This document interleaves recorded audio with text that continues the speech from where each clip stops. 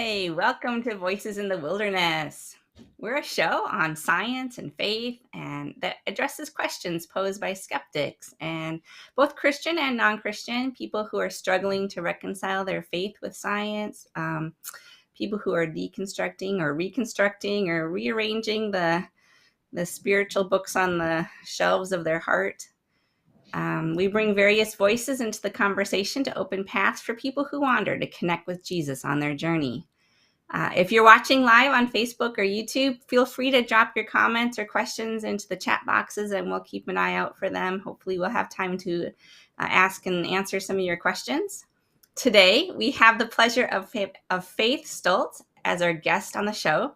Faith Stults is the program manager at BioLogos, where she helps Christian educators bring science and faith discussion into their classrooms. She has a master's degree in astronomy and science education and has spent the last decade developing curricula for NASA, researching science pedagogy and teaching high school physics and astronomy at Christian high schools.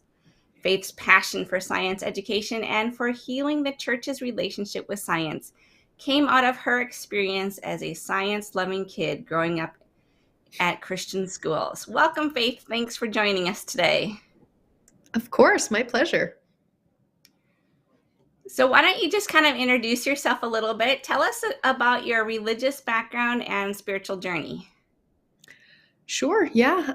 As you mentioned in the intro there, I grew up in a Christian family, going to Christian schools all through elementary, through high school, and in many ways had an incredibly positive experience. I found a lot of richness in the faith tradition that I was raised in and enjoyed exploring that, learning more about God, and particularly was always just a science-loving kid. I figured out biology was not my calling when I found an earthworm in the garden, and I think I'd learned that some lizards, if you break their tail off, it'll regrow, and I thought that maybe earthworms would do the same, so I tore it in half, and then it just died. So biology was never going to be a good fit for me, but I fell in love with space when my grandfather showed me Jupiter through a telescope, and by the time I was 16, I'd saved up for my first telescope and was hooked on astronomy and space ever since. So a lot of my growing up was around spending a lot of time outside looking at the sky, but also doing church and youth group and Bible class at school and thinking about kind of both of those things, often in very separated buckets in my head, until I went to college and studied both and had a lot of big questions to work through. And it's really funny because I attended a Christian school for a while, and in 9th grade for my science fair project, I planted 100 African violets in 2 different soils with 2 different types of lighting to see which group would grow best, and I killed 97 of them. Decided that biology and botany were not for me either. So it's tough. Kind of resonate with your I didn't kill any animals, but I did kill a lot of plants, and I'm still not very good with gardening. No, me neither. Yeah. Okay. So was your Christian school open to science? I know the one I attended was very much, I had to relearn everything after high school. Yeah, I think as an adult, having had some conversations with some of my teachers later on, I think that there was actually a wide variety of perspectives within my science teachers and the school as a whole. But I think, as often happens, the most vocal teachers were the ones who held more young earth creationist views. And so I distinctly remember being in a 7th grade life science class and watching this VHS tape about all of the questions to ask to stump an evolutionist. What about the transition fossils, and what about dinosaurs, and all of this stuff. And it struck me as so odd, because so much of every other piece of my science education at these Christian schools was about how great is it that God made butterflies, and how great is it that God did this. And then suddenly you would get to these topics and science was suddenly anti-God and atheistic and something to be wary and on your guard against. So I found that just very confusing. My freshman biology class just didn't address evolution at all. And as we already know, biology was not my calling. So that was my last biology class, and moved on to physics and chemistry, where we just really didn't talk about those science and faith issues very much. But I remember having this thought in high school that it confused me, because it seemed like maybe God could have used evolution to create, and that could have been a mechanism that he used, but nobody mentioned that as an option. And surely if that was an option, they would have mentioned it. And so there must be something that I was missing. So I kind of dismissed it as, there must be something I don't know. That means that doesn't make sense. And it turns out I don't think I was actually that far off. So there was a lot. So then I went to college and learned much more about evolution and Big Bang cosmology, found the science incredibly compelling, and found a lot of great resources that showed me that science and my faith really could work together. Well, it's a privilege to have you on the show, Faith. I just wanted to let the viewers know that we're live on both Facebook and YouTube. If you want to add a question or make a comment, you can do so in the chat section there. I'm just curious from what you just said. You said when you went to college, now we study kind of deconstruction and we walk with people who are, going down that path. And going to university, from the young earth or from the creationist side is kind of like, I don't know, Pilgrim's Progress, where you slip into Vanity Fair or the Slough of Despond, and it seems to be a crossroads where, famously Ken Ham co-wrote a book called They're Already Gone, talking about how 7 out of 10 evangelical youth leave after university and don't come back.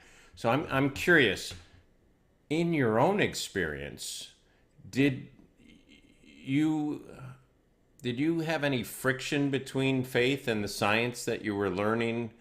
How did you navigate that? Yeah. Yeah, I think my story is a little different than most. I think the typical story, one that we hear a lot at BioLogos, is that you grow up in a conservative Christian evangelical family and community, and you go off to college and you hear the evidence for things like evolution, and suddenly you feel you're like you have to choose between science and faith in this big dramatic faith crisis. And that really wasn't the way that I experienced it. I think despite some influences that did have that strict warfare model between science and faith, I think my parents and a number of other important teachers and influences in my life really encouraged, in general, critical thinking and asking questions and room for doubt, and that made it clear to me that those were okay things to experience in my Christian faith. And they weren't saying that in reference to science topics necessarily, but that was an aspect of my faith that I knew was okay to engage with. And so I went to college being keenly aware that within the Christian community that I came from, there was a perception of conflict between science and faith, but I never really internalized that conflict. It always felt like they should work together, and I just kind of hadn't figured out how those pieces quite fit. So when I studied astrophysics and learned about Big Bang cosmology and this incredible process through which the universe starts as this soup of gluon plasma and expands and collapses into stars and galaxies and planets and stellar nuclear fusion that creates all of the elements, just like this incredible story on a cosmic level. And then you add in the incredible story of evolution. It seemed to me to be a beautiful, incredible process through which God created instead of an alternative story. So for me, and I had some people speaking into my life in that process to help me kind of see that narrative. So for me personally, didn't feel like there was a choice. It was more about learning more about the science and having some people help me sort of see that there were some other ways that Christians can make sense of it. I double majored in both astronomy and religion. And honestly, it was my religion classes at a secular, small liberal arts, very emphasis on the secular. It was my religion classes that were much more challenging to my faith, because I was learning about what other people believed and why, and how their faith traditions answered big questions about why there's suffering in the world and how we got here and what life means. And those were much harder questions for me to grapple with as a Christian. And in fact, it was going back to my astronomy classes and looking at a Hubble Deep Field image of 10,000 galaxies in one picture that I would say, gosh, I don't know how to answer all of these, metaphysical questions. But when I look at a universe like that, my gut just tells me there's got to be somebody behind it. So for me, the science was actually more of a stabilizing force for my faith than anything else, despite what many teachers and pastors expected. And I would come home from college and they'd say, how are those science classes going? Are they trying to get you to give up your faith? And I'm like, honestly, they're what's holding me together right now. Mm. I didn't have a faith crisis around the science either, although I certainly felt betrayed that what my church and school had told me was not accurate, not true. Mm-hmm. But it didn't drive like a faith crisis for the same reason. It just seemed to me that God was behind it all. In fact, when I would struggle with faith, having doubts or questions, I would often come back to the idea, that's kind of the why is there something and not nothing, and which of course isn't really a science question anyway. But so now you're a science educator and you're the program manager at BioLogos, and you guys have this great new curriculum. I have it up on my iPad here. This integrate curriculum that's all of the modules are available. And tell us just a little bit about this integrate curriculum, because I know several families that started homeschooling during COVID. And when I saw what was going on in the public schools and even in some of the Christian schools with mandates to do school from home and then back into the building, and it was just crazy, right? It was super crazy. And how do you keep up? And how those who were concerned about keeping their family safe from COVID maybe didn't want to send the kids back to school. And those who had kids who couldn't read, how do you learn to read at home? How do you work on do school from home if your kid isn't even reading, and if you work? And it was hard. It was just hard. No matter, there weren't a lot of good choices. So a lot of people chose to homeschool, which probably was the best option in this situation. But so many of those families that I know who started homeschooling chose curriculum that I know is going to leave those kids feeling betrayed if they go through a similar path as what I did. Simplistic interpretations of scripture. It's not scientifically accurate. I just have, my heart just hurts for what those kids might deal with in a crisis of faith down the road, which isn't guaranteed, but could happen by families who maybe chose curriculum not even really looking at the issues. So tell us about your option and how that could be a fit for some people. Yeah. I mean, I resonate with everything that you're saying, both within a homeschooling capacity and in Christian schools. BioLogos has been getting requests for curriculum for as long as we've been in existence.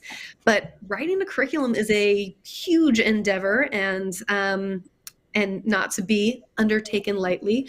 So we spent a lot of time talking to teachers and homeschool parents about what exactly it is that they were looking for in a curriculum. And what we heard was that there are, especially in the biology space, there's plenty of curriculum, textbooks, and resources out there to teach the science, whether it's cells and botany, or more controversial things like evolution and climate change. There are great secular science resources out there. What they're lacking is something that handles the faith piece in a way that takes that science seriously. So as a Christian educator, either in a classroom or in a home education setting, your choices were really either to use a secular textbook or a Christian textbook that comes at it mostly from a young earth creationist standpoint. There's no middle ground there. So what we decided to do was not to reinvent the biology textbook wheel, but to say, if you're starting with this secular science textbook that has fabulous science and is teaching it well, but what you as a Christian educator want is to bring faith into conversation with that science, let's create a resource, a supplemental curriculum that does that for parents and teachers, and that they don't need to be a biologist or a theologian in order to engage their students around these questions. So the integrate curriculum is technically a supplementary curriculum. So you would use it alongside another textbook that's actually teaching the science.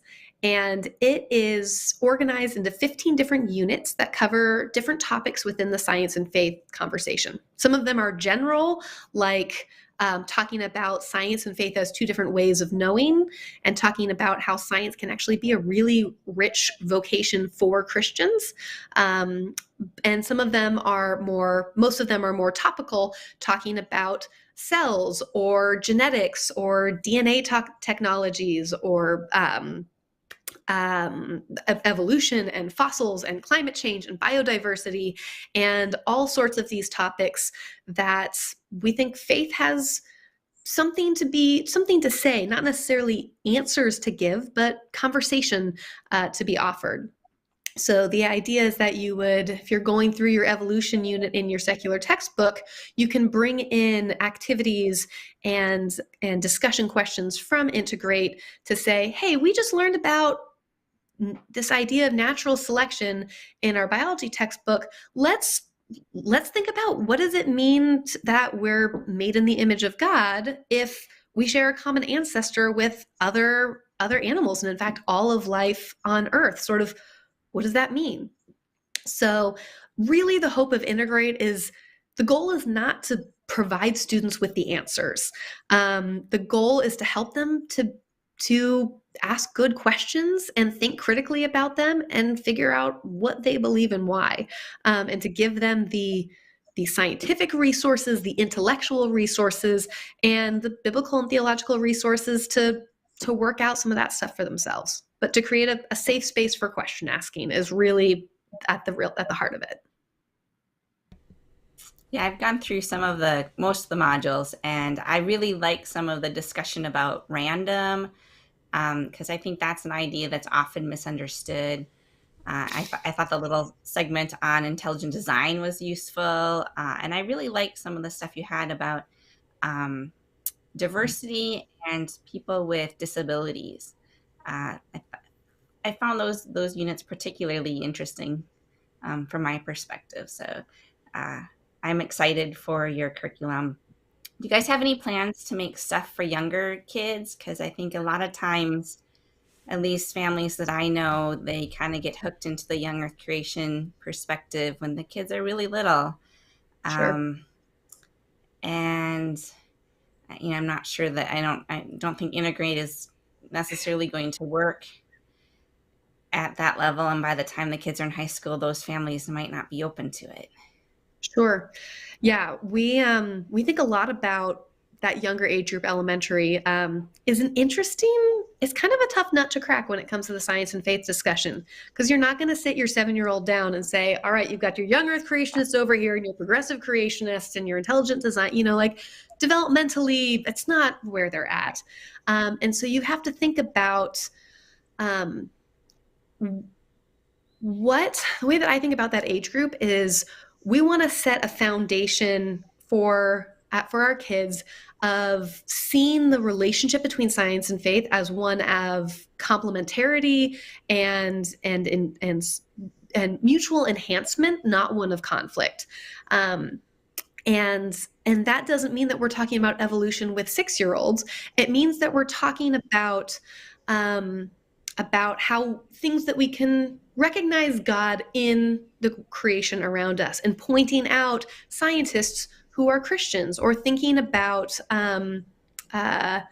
the beauty of creation as a way to worship God. Things that bring science and faith into positive contact with each other, to set that tone of these things have a relationship with each other, but are not in conflict. And as the kids get older, you can start to explore some of those topics in more depth. You can start, you get into late elementary, junior high, you can start thinking about the Genesis account and learning about other origins accounts that were in the ancient Near East from Babylonia and Persia, and thinking, different cultures had some similar and some differences between their creation stories. What does this tell us about God? What is the idea of this being poetry? How does that change how we read this? You can start kind of building in those ideas, so you don't, I felt like I was taught that Genesis was this historical account, and then, you get to high school or college and suddenly someone drops a bomb on you that it's a poem? Oh my God, I had no idea. So all that to say, I think it's really important to talk to little kids about this in a developmentally appropriate way. We have dreams of developing an elementary component to integrate. I'm actually in the process of thinking up what my next grant proposal will be, and that is very much on the table. So hopefully that will be coming at some point soon, but we'll figure that out. And in the meantime, we've got some suggestions online about what you can be doing as a parent or a teacher to engage little kids in appropriate science and faith conversations. At the risk of going off the rail here, I've got to interject, but let me start by saying we've gotten a few comments on YouTube. One from all the way from Malaysia. Dr. Ian Kai says, "Good morning from Malaysia." And then this comment from Dr. Clark Van Gilder: "I love the fact that the so-called secular science was the faith enhancer rather than faith destroyer. It's almost like truth and truth mix well." Okay. So I love disagreeing with my co-host, Kristine, and I think she's going in totally the wrong direction by going down to elementary school. I actually think the problem with Christians and their need for remedial science starts in seminary. So, I'm not going to ask you if you have plans on putting together Integrate for Bible colleges and seminary, but your very response about how it wasn't the science classes that were the challenge, it was some of the theology classes. There seems to be kind of these two areas where science and faith come together, and you mentioned an understanding of Genesis and how to read the proper genres in the Bible. But a lot of times it is that understanding or misunderstanding of the Bible that kind of throws people off the track. So does your Integrate does your curriculum talk about that beyond just simply Genesis? Does it coach? Yeah. So there, I'll preface this with, it's not intended for a seminary audience, although I couldn't agree more that there's a deep need for some science literacy within theological education, because pastors are one of the primary people that Christians are going to go to when they have questions about their faith. And sometimes those questions are about science and faith. And the vast majority of pastors don't feel equipped to engage those, or maybe don't have the science background to be engaging them well. There actually are some programs out there that are working with seminaries to bring some science content into them, but that's another conversation. That's not BioLogos. Some other organizations are doing that great work. Within Integrate, there are 2 units that particularly touch on that. So the second unit is called Ways of Knowing, and it's essentially it's basically about epistemology and thinking about science as a way of developing knowledge, and theology, faith as another form of knowledge. And it draws some parallels, some commonalities, and some differences about how we generate knowledge and even truth in those 2 different realms, and helps you think through what kinds of questions science and faith are prepared to address, and which ones they're not, and how to navigate when they feel like they're starting to touch a little bit. So that's one that I think is really, really important. A soapbox that I will be happy to stand on anytime is the importance of understanding the nature of science, in particular in thinking about science and faith issues. There's so much misunderstanding about what science is, what it's capable of doing and what it's not, what a scientific claim sort of is based on, and how seriously to take it from a sense of uncertainty levels and that sort of thing. So it tries to touch on some of those questions. And then Unit 8 is the unit that, if you were working through them chronologically, comes right before we step into evolution. And it's called Bible Interpretation and Science. And we cannot cover all of hermeneutics, all of how one should be interpreting the Bible in one little curriculum unit, but we try to take a stab at helping students understand that 10 different people reading the Bible might come to 10 different conclusions about what it's saying, and that's maybe okay. The sheer number of denominations is evidence enough for the variety of ways that people can read the same passage. And there are definitely better or worse interpretations to some extent. If you're reading Genesis and coming to the conclusion that snails rule the world or something, like, clearly the text doesn't support that. But within the realm of reasonable interpretations, there's going to be some different viewpoints, and unity within the church means being in conversation and probably disagreeing on some stuff and being in conversation about that. And even maybe the church as a whole changing its views on something. We use slavery as an example of something that Christians for a long time used the Bible as evidence to say that Christianity supported, and now you'd be hard pressed, I hope, to find a Christian who would make that argument. So we use that to kind of get into this idea of, how do we read the Bible? What sort of things factor into how do we interpret it? And that kind of lays the groundwork for then thinking about origins in particular.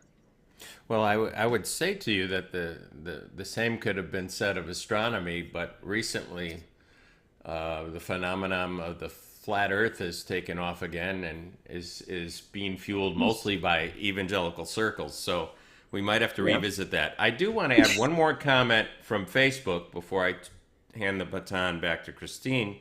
And this is Carlton says, many evangelicals would say that to agree with the current scientific models of evolution or astronomy or geology, etc., puts you in direct conflict with what they consider to be Christian doctrine.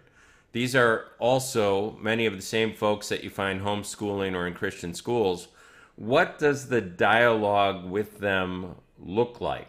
Doesn't creating an integrated curriculum ask them to alter what they perceive as the correct way to look at their faith? Now, you might have just answered this, but I'm going to give you another swing at it, Faith, and then we'll go to Kristine.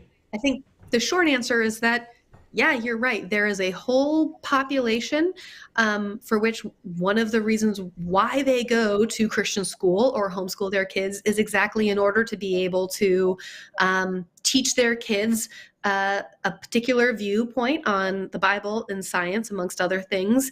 And for those people, integrate's not for you. There's nothing I can do to convince them. And at the end of the day, I don't think how you believe God created the universe is a fundamental issue of of doctrine. What I believe, and I think what BioLogos believes, is that at the end of the day, one of the core doctrines of the Christian faith is that God created the entire universe, and there is room within the Christian tent for different viewpoints on how he did that and when he did that. At BioLogos, we happen to take the methods and the conclusions of science really seriously and find them very compelling, and they give us a beautiful story of creation that we think is consistent with our interpretation of the Bible. But yeah, if you're set on a literal interpretation of Genesis as a bedrock for your faith, there's not much I can say to you, and that's okay. But I will say that community of Christian schools and even Christian homeschool families is a lot more diverse than people expect. And we have gotten a lot of interest within both of those communities of people who take their faith seriously, but also take science seriously, and also take all sorts of other, environmental issues and racial justice and all sorts of other issues that you might not always associate with evangelicalism. And they're excited to be able to address those topics in engagement with their faith in their Christian school and homeschool settings. So are there ways to use this curriculum as like a Sunday school program or in a small group?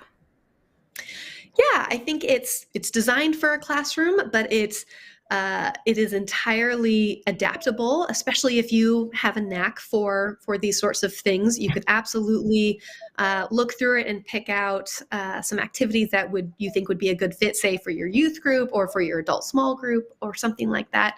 So if you're an enterprising individual, absolutely. We are actually in the process right now, though, of adapting it for the small group, sort of a adult small group church setting.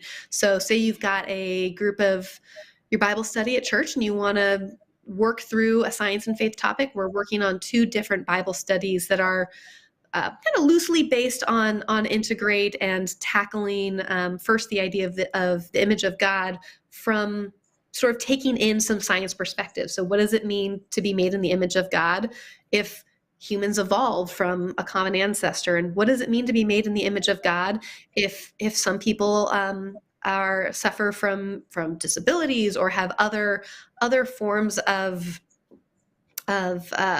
diversity than quote unquote normal? Or thinking about bioengineering and genetic editing. What does that tell us about what it means to be made in the image of God? So we're working on some resources for adult classroom settings, and hopefully that could be useful in a number of other settings. So there's kind of a perception that I've noticed about BioLogos and people who take the science seriously, that y'all put science above the authority of Scripture, that you want to fit in with the ungodly politics and scientific systems of the world instead of taking the Bible literally or in the plain meaning of the text. So how would you address this perception? I'll caveat with I am no biblical scholar, but I'm happy to share a little bit of my viewpoint, and I will direct you to some great resources. John Walton has been a big influence for me personally in thinking about how I read the Bible, particularly around Genesis and these origins issues, which is usually the primary context for those sorts of comments. And the thing that Walton says that is helpful for me to keep in the back of my head anytime I'm reading the Bible is to remember that the Bible was written for us, but not to us. The Bible is it is an incredibly fascinating historical text in itself, written by dozens of different authors over a couple thousand-year period in different historical and cultural contexts. It is a rich and complicated book that is certainly far from monolithic in its writing style, its authorship, its audience, all of those things. And so interpreting and it's not even written in English. It's written in these languages that the vast majority of us do not understand. My husband took a couple semesters of Greek in college, and the little tidbits that he tells me makes me very thankful for English translations of the Bible. And so I think you have to keep all of that in mind when you're reading scripture and approach it with a deep sense of humility that this is complicated stuff. And it takes a lot of background knowledge to make the most sense of it. And that doesn't mean that you need a seminary degree in order to read the Bible, but it does mean that some additional resources can sometimes be helpful.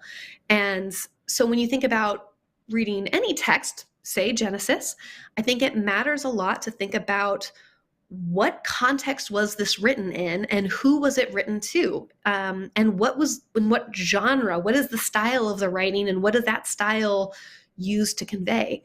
And so for Genesis, this is written to a nomadic tribal people who are surrounded by polytheistic cultures, and they have a very unusual monotheism, and they're trying to understand who their God is and how it is God is different from the gods and the other cultures that they see around them. And I mentioned that these other cultures have their own origin stories. When you start looking at the Babylonian sort of origin story, you see some similarities, but you also see some really important differences. The Egyptian as well, where you see that, for instance, in Egypt, the sun and the moon are gods in themselves, some of the highest gods within their system. And one of the things that God does in his creation story is not only does God create the sun and the moon is secondary to God, but he makes it on the third, fourth day.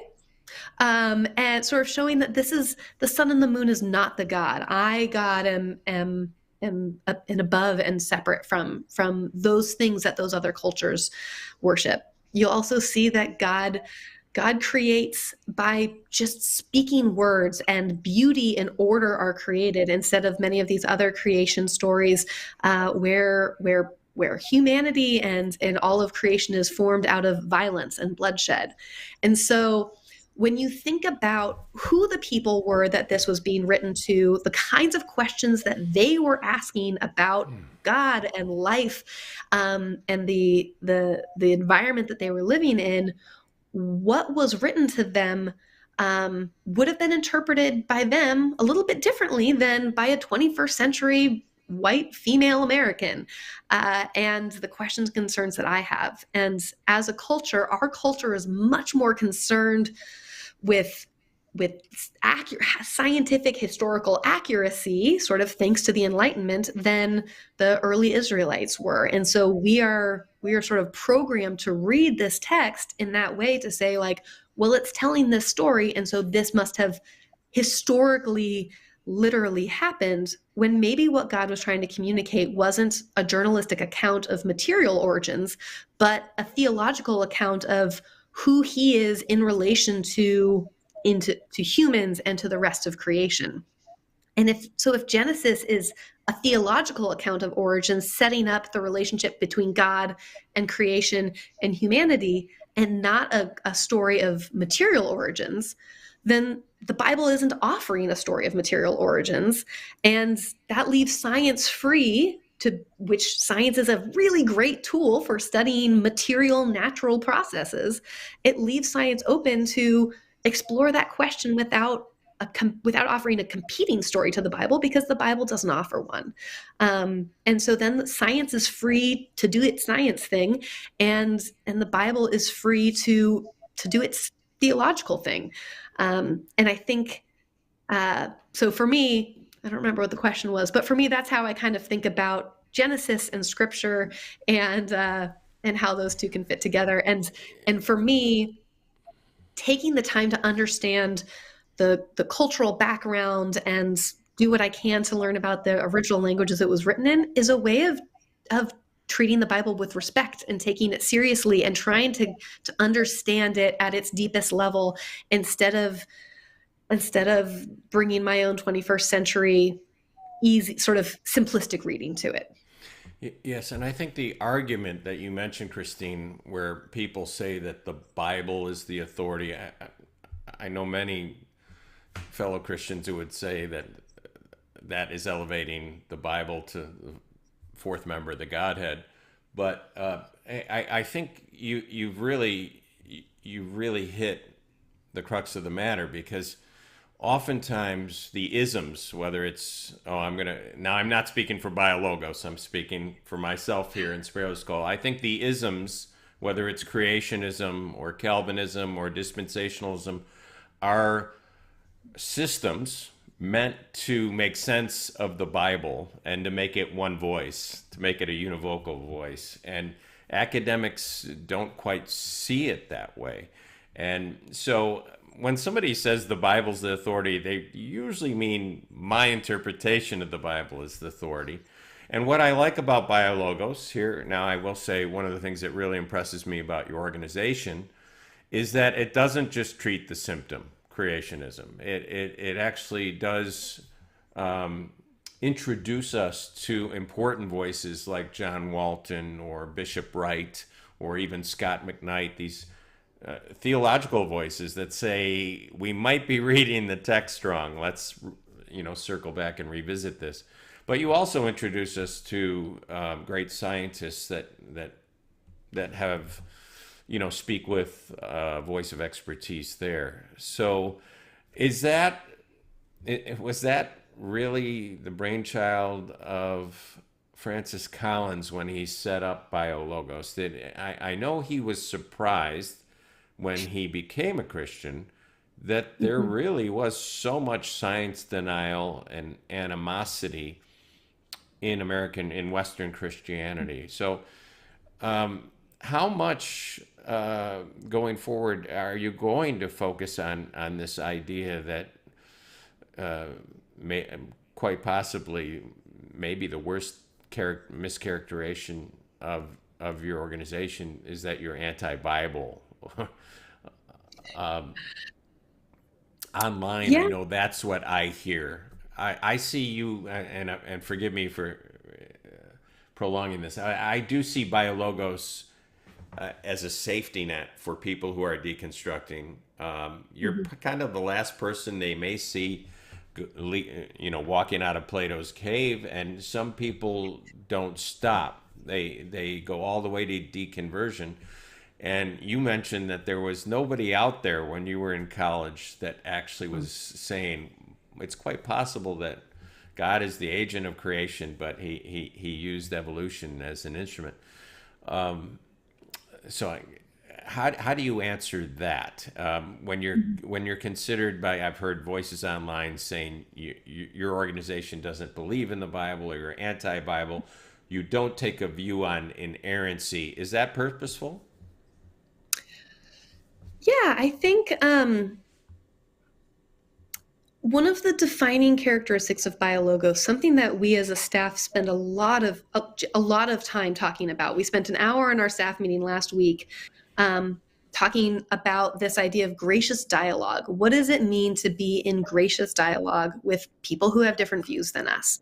And that is really inherent to our mission and our identity, that we are fully aware that we are one viewpoint among many on these topics of science and faith, and we want to engage with others and about what they think and why. And our goal is not to go out there and browbeat anyone into agreeing with us.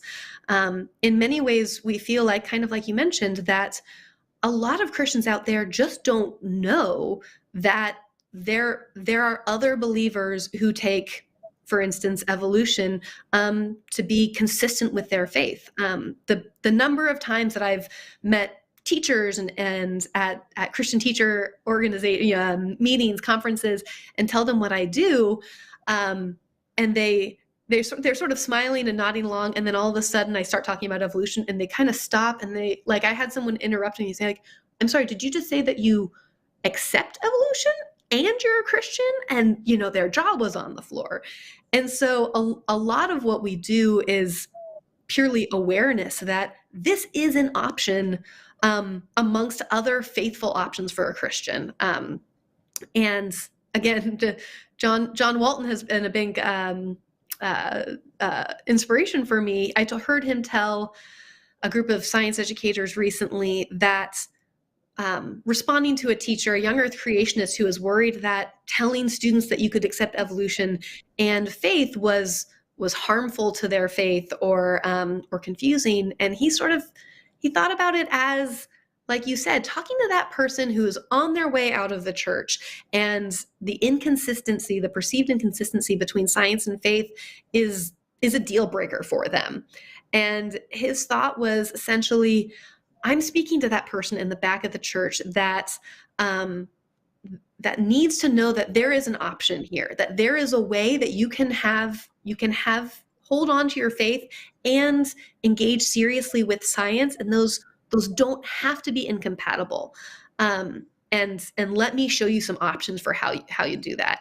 And there will always be people who feel very strongly, based on their reading of the Bible, that there is no way to bring science and faith into harmony with each other.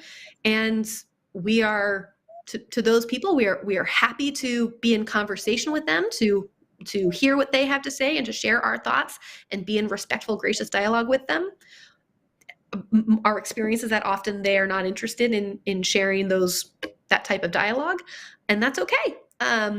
But if you are interested in being in conversation with us, we would love to hear from you and share our thoughts and learn from each other. And I think part of gracious dialogue is also understanding when it's no longer gracious or dialogue, and being okay walking away. Yeah, we're fans of John Walton too. Love that saying that the Bible is not written to us, but is written for us. He also says something that God made us more than what he made us from. That I really like that idea too, that it doesn't matter what our background is, on multiple levels, really, but that he transforms our lives and makes us more. So that's a kind of a beautiful idea. So in my area, there's an apologetics conference that comes every year, and they have a couple people who often use this example of the Big Bang as an apologetics to support the belief that God exists, and they use it in a very scientific way, rather than like a metaphysical or philosophical idea, that because there is a Big Bang, there must be a Big Banger to start off the whole universe.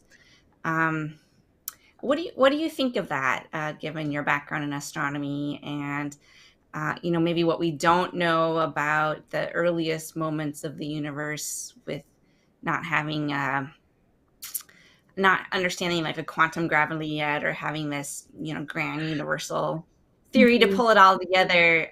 Is that like a God of the gaps argument, and are they overstating their case? Is this a good way to convince students to believe that God exists? I mean, I'm always going to be wary of any scientific argument to support the existence of God. Again, this comes back to this understanding of the nature of science. And science is a tool, and just like any tool, it has tasks that it is really well designed to accomplish, and other tasks that it's not going to be successful at.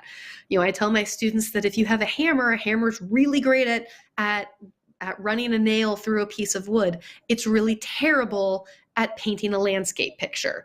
For that, you're going to need a paintbrush. And so science is a great tool at understanding our natural world and the mechanisms and the phenomena and the content at work in the natural world.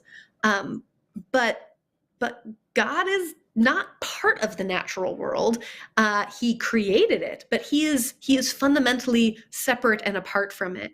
And so science is limited to asking and answering questions within that natural physical world context and giving us insight into those sorts of topics.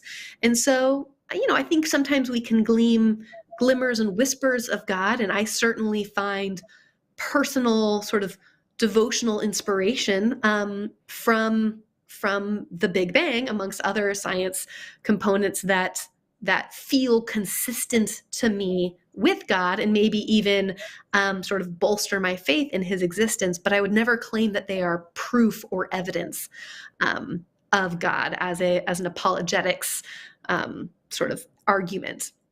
The thing that I will say, though, about that topic is that it is at least marginally better than rejecting the Big Bang approach at all and saying that is atheistic. And one of the things that I love talking to my students about is actually the history of how Big Bang cosmology developed as a model within modern astrophysics, because it's not what most people think. Prior to the early 1900s, the assumption within the astronomical community was that the universe was static. It was a current size, a current composition, a current structure, and it was unchanging and eternal. Always had been, always would be exactly structured as it was. And given a lack of evidence to the contrary, that is an appropriate assumption for the community to have made. And so it was actually quite a revolutionary idea and challenging for many scientists when George Lemaitre, supported with evidence from Edwin Hubble, proposed this idea of an expanding universe. And if the universe is currently expanding, then it must have been smaller in the past, and smaller and smaller and smaller and smaller, until you get to this infinitely small, infinitely dense point of space from which everything expands. And there was mixed response within the scientific community when this idea was first put forward in the 1920s. And there were some, not all by any means, but there were some within the scientific community who actually rejected or resisted this idea of an expanding universe, exactly because it felt too theistic, because it implied a temporal beginning to the universe. Fred Hoyle is a classic example of a scientist who for fairly outspokenly philosophical and religious reasons rejected Big Bang cosmology, even as the evidence built to support it. So I think that's really interesting for a lot of Christians. Big Bang is almost synonymous with evolution as a scientific theory that is used to explain away God. And so it's interesting to hear that historically it was actually initially interpreted to be very consistent with Christianity, as it were. But that I wouldn't take it the next step to say that it is a proof or evidence for. It is a point of consistency, if you will. Yeah, I like that idea. John, you have one? I do. You're gonna hate me for this, but I'm gonna take an angle from my atheist friends. I've heard Michael Shermer, I've heard Richard Dawkins, I've heard Christopher Hitchens when he was still here with us, all express shock and dismay, really, that their friend Francis Collins, or even Kenneth Miller, hold to some kind of faith construct when they're so brilliant in the world of science. So I want to ask you personally, how do you answer the materialist when he comes at you from that angle and is able to point? I know a lot of my fellow Christians kind of take cheap shots at Richard Dawkins because of the way he talks about Christians, but many of the Christians he talks to aren't like Francis Collins. They're kind of more like the Ken Ham or Frank Turek variety. So let me throw in that your answer to the materialist one, and then have you personally been questioned about why you retain a faith? One of the first comments we had online after Kristine and I interviewed John Walton was, you Christians seem to have to reinterpret your scripture after science drags you kicking and screaming to reality. It is a legitimate, I'd say, critique. What do you say to that? No, but we don't just change our theology then. We have 40,000 denominations that change their theology for every other reason too. We just split off from each other and take different approaches. No. Kristine, you're not helping. Yeah. Those are two slightly different questions. Let me think. The second one about reinterpreting the Bible. This is my perspective, not necessarily that of, I won't claim this as a BioLogos viewpoint in particular, but personally, I'm okay with the Bible needing to be reinterpreted. And I think not to say that what the Bible means changes, and it's certainly not sort of can be interpreted to whatever I want it to mean in a given day. Although I'm certainly subject to my own biases and preferences in that, as anyone is. But I think that God's truth is who God is consistent. But how we understand that and apply it to our lives in changing contexts can look different, I guess, in different times. And we're never going to get it right. Just like you're never going to understand God perfectly. I heard someone say that we're always going to try to put God in a box, to define what he is and how he works. And that's the way our brains works. Psychologically, we want to kind of have those constrained boundaries. And periodically, God's going to show us that he's bigger and doesn't fit in that box that we've built. And it's going to break and it's going to expand. And we're going to have to try to, and we're inevitably going to probably build a bigger box. And then eventually he'll probably break that one too. And it'll keep expanding, not because who God is changing, but because he's bigger and richer and deeper than we can ever conceive of. And so anything that's pushing you to have a bigger understanding of who God is probably a good thing. And I think scripture, while not a deity in itself, I think can work in the same way, that there's always more truth in there. And we keep looking at it and trying to understand it. And we bring to bear our modern understanding. And I think science is a God-given tool to help us understand the natural world. And the more we understand science, it's like having a better prescription on your glasses, that things come into a little bit better focus as you better understand it. And so before modern science, we didn't have any reason to think that, to interpret Genesis in a non-literal way, although actually people prior to modern science, many of them still didn't interpret it literally. But I think that's okay to have a bit of a dynamic reading of scripture. And science also works the same way. We like to pretend that science is this nice linear process, that we ask a question, we do an experiment, and we get an answer, and it's set in stone, and we move on. But even COVID is a great example of how science is tentative, and there's always new data and new observations that are refining what we thought we understood, and we make tentative claims that are up for reevaluation based on additional data. And I think Bible interpretation can kind of be similar in that way. Okay, you answered my second question. I'm going to make the first question more pointed. Okay. Here we go. The Pope, Luther, and Calvin were all wrong about astronomy, right? And yes. The church, for a couple hundred years longer than others, they're wrong about common descent with modification. Much of the church is wrong about the COVID crisis, and you see them rallying to not wear masks or take vaccines. Much of the church is saying that climate science is a hoax.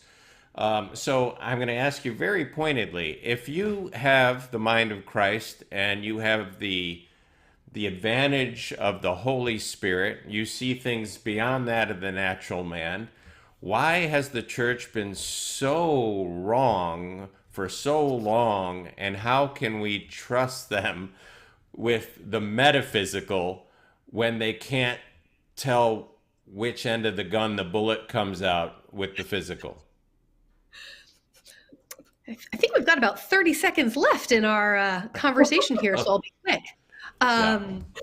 No, I mean, you're right. That is a conundrum that we at BioLogos spent a lot of time thinking about. Is Christians should be the people who care about the environment, especially when climate change is harming the poor and the marginalized. Most of all, it's not Americans who are going to suffer the worst consequences of climate change, at least not across the board.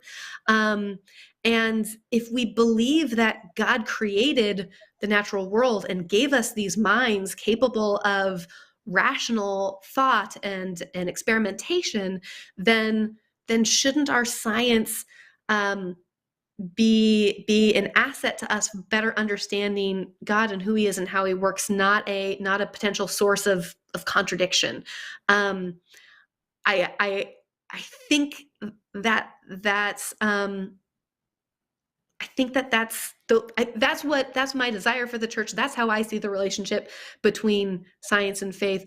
Why the church historically has struggled with that has as many answers as cultural and historical contexts, many of them having to do with power, many of them having to do with certainty. I think that's probably the simplest answer, is that we humans love simple black and white answers that we can draw a line in the sand and put a stake in a whatever mixed metaphor, and have confidence that this is the right answer and everyone else is wrong, and this is our in group and that's our out group, and we are wired to think that way.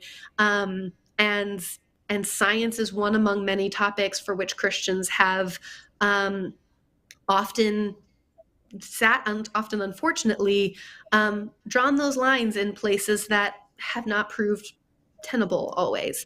And so I would hope that the church would come to see science as a gift to understand God, as something that we don't need to fear, but a way of learning more about Him and His creation.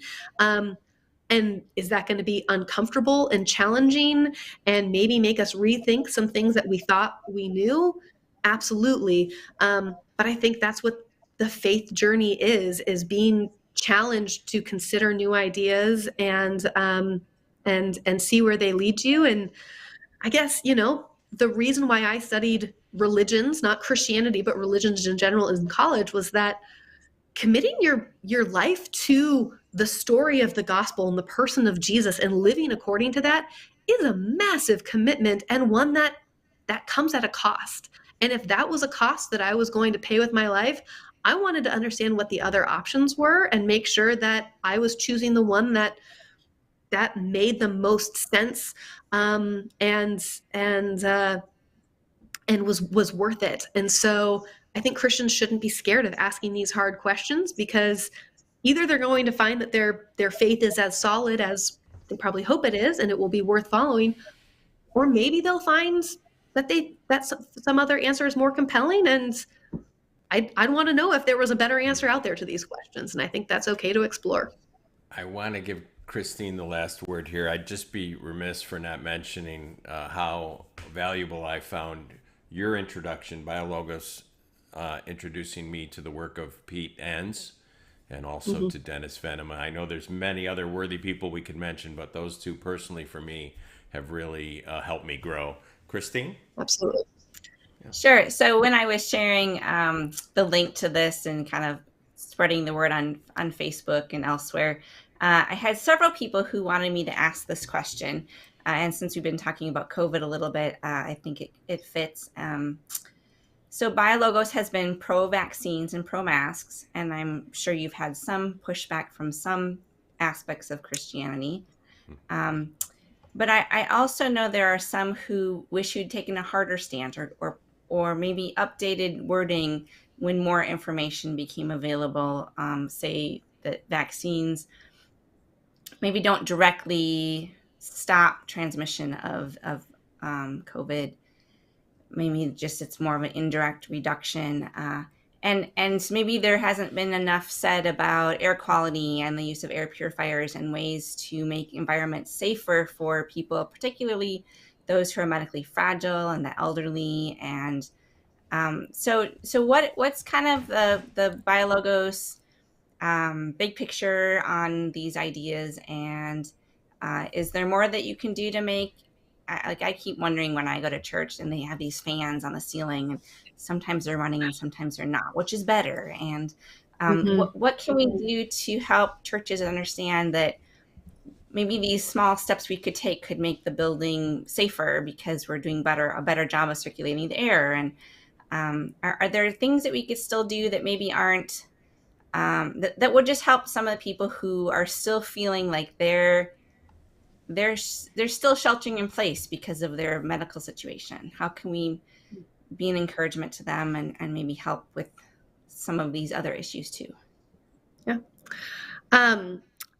Those are all great points. It's definitely a complicated topic, and one that the science is continuing to give us increased clarity on. I'm not going to be able to give you a terribly satisfactory answer as far as BioLogos's approach. I have only been at the organization for about a year, and so I was not present during sort of the critical time around the beginning of the pandemic and the statement that we put forward, that we got signatories to, around supporting the vaccine and masking. So I'm just not privy to organizationally how those decisions were made and things. So I can't really give you much insight on that. But I can say that we absolutely agree that in questions of COVID, a big consideration is caring for each other and loving your neighbor, and that includes the medically complex, the elderly, and church is a complicated setting in which you're trying to all come together in the same space to worship and sing, and do all of these things, and yet not wanting to share a potentially deadly virus. And it's complicated, and I would direct you just to someone who has more expertise in infectious disease and that sort of thing to answer those more specific questions. All right. Well, we're having Dr. Harsma on next week on Friday, February 10th. So perfect. I'm sure I'll throw that question. I will. I'll just punt up to my boss. We're really looking forward to, yeah, we're looking forward to having her too, and we're really thankful that you joined us today. What a wonderful conversation. Faith, thank you. It was great being here. Don't tell Deb that we gave you a hard time, okay? No problem. Thanks for awesome. joining us. This was really great talking with you both. Yeah. There's three doctors. There's 3 doctors online that want us to continue, but we can't do that to Faith. Faith, thank you. BioLogos. Integrate curriculum. Integrate. Check it out. BioLogos.com/integrate. Check it out. All right, ladies. We'll see you next time. Bye-bye. All right. Thanks.